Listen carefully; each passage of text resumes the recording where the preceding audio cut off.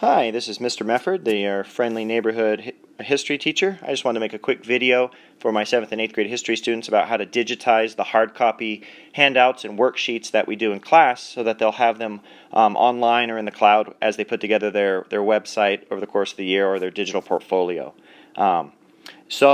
Because we'll need to be able to digitize those and want it to be a relatively simple process. So if you don't have a scanner or a way that you already plan to do it, I just want to show you this video to recommend what I think is a pretty simple way to do it and definitely adequate as far as grading and class expectations go. And that is just using either your iPad, which is what I'll use to demonstrate, or you could use your iPhone or your Android phone. I think it'd pretty much be almost the exact same process for the most part. And so the first thing you would do is download this Google Drive app. That is going to be your gateway to putting your digitized material on the cloud, and where you want to organize it and warehouse all the different files that you're then going to build out to your portfolio or to your website. So you want to make sure you download the Google Drive app, this app with the little triangle here. Then just go to your camera and you can start taking pictures, find a good spot, good lighting, and take some pictures of the worksheet or the thing that you're trying to upload. I've already taken some here, so I'm going now to my album. And here's some pictures of a blank worksheet, but the kind of thing we just did in class this week, and just did a couple sample photos. Here's stuff to watch out for. Make sure it's in focus and it's not a blurry picture. That's not adequate. This is in focus, but you can see I'm viewing it more from my point of view at a table, and so it's not a great angle to see the document clearly. So we want to try to do a little better than that. Obviously, poorly framed here. So make sure that you do something a little more like this. Where you got a nice head-on, well-lit, in focus, properly framed picture. And if you want to get into cropping and all that, well, that's up to you. But just something basic like this is no problem. So once you have a picture of your digital document, of your hard copy that's now digital, we got to get it onto the cloud where you can then access it for your website. So we want to go to this upload button in the top right-hand corner. And that's going to bring up a bunch of options of where we'd want to send this. And there is, while you want to download it before you do this, there's your Google Drive option, the triangle there. Not Google Classroom, because you're not turning in these assignments to me. You are warehousing them in your own Google Drive account to pull from and access as you build out your website. So you want to have your own digital library of all the worksheets and things we do in class. So we picked it Google Drive as where we want to upload this photo that I've taken. A couple settings to be aware of here is if you have multiple email accounts, you want to choose the one you're going to send it into. So if I click on this J Mefford here, the first option, you can see I have 3 email accounts linked. I have my school, my personal, and there's my wife's personal. So make sure you're in the right one. Make sure you're in your Coastal Christian School email account. That's the drive. That's the where you want to send these documents. Then you have an option to put it in a folder. You actually want to, I'm going to encourage the students, and I'll probably make a separate video on organizing your Google Drive, but you want to make sure that you don't just have all these documents in there in just some random list, because you're going to have somewhere between 60, 80, 100 of these by the end of the year. You're going to want some organization. So just as a basic example, I'm going to click on that. You want it in my drive, and then you have folders here.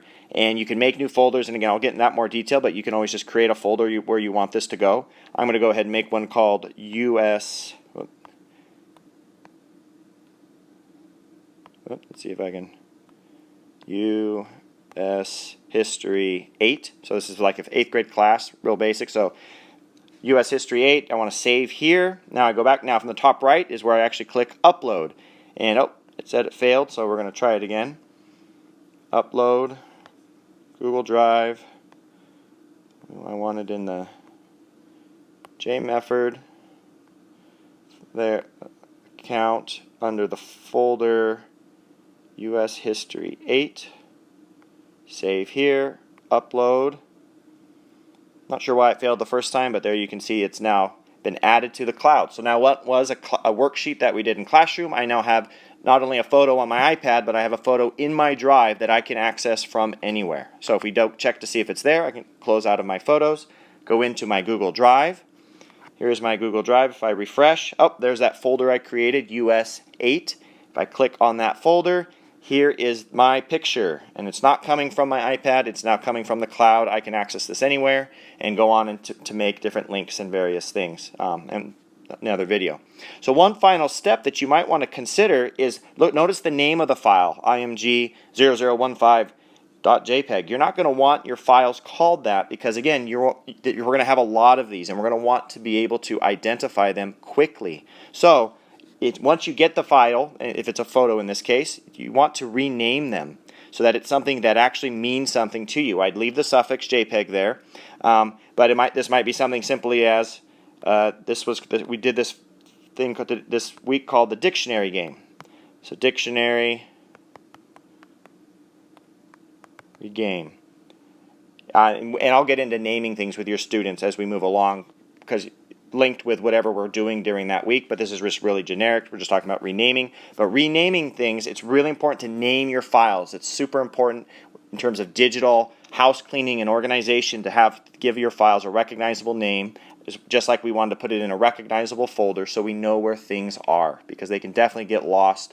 And when I go to check these things, or when you go to build your portfolio or your website, you want to be organized. So renaming is kind of the last final key step, and there we have it. Now I've got what was a hard copy document. I've got a digital version now. It's on the cloud, as safe as anything else is in the cloud, and you're welcome to then toss the hard copy, or you may choose to keep a binder, a 3-ring notebook of all your hard copies, just in case, because you're a good Boy Scout and you always think of contingency plans. But anyway, there it is, saved in the cloud, in the folder, under my Google Drive where I want it. And again, I think you can get pretty fast at this, so that your student can get used to digitizing their hard copy assignments as we do them during the week.